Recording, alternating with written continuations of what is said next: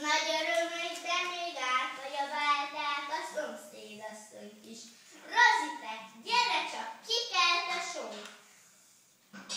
Nyalogatják, sírt a nyelveket, hű, ilyen kicsi, azt már milyen jól csíp. Na bizaválták, hogy a só megfehéredjen. Nem fehéredett meg, eljött a lagzi ideje. Gyűjt elő a lagzit, mert nagy, magas mennyasszonnyal odaért, nem fér be az ajtón. Az örömanyja elkezdett sírni. Jaj, ilyen csúságok, mit szólnak nekünk a faluban, hogy a mennyasszony nem fér be az ajtón? Azt mondja a bíró.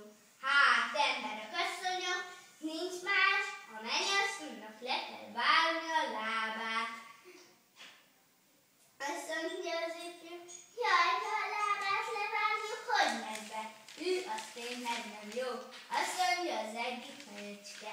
Hát, nincs más, a mennyasszonynak le kell vágni a fejét. Jaj, nem a fejét mégse, azt mondja az örömanyja. Hát nézzetek csak rá, a mennyasszonynak a feje a legszebb. Az tényleg nem jó.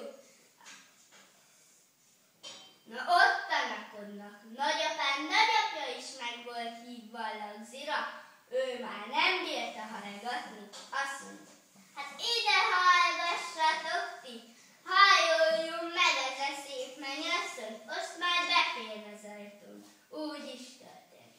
Meghajolt a mennyasszony, azt már befért az ajtón. A nagyapám nagyapját a földhelyre ültették, etették, itatták. Na, ezt elkezdjük a lesz. Ne, most ez az utolsó még jobb volt. Na most már kész.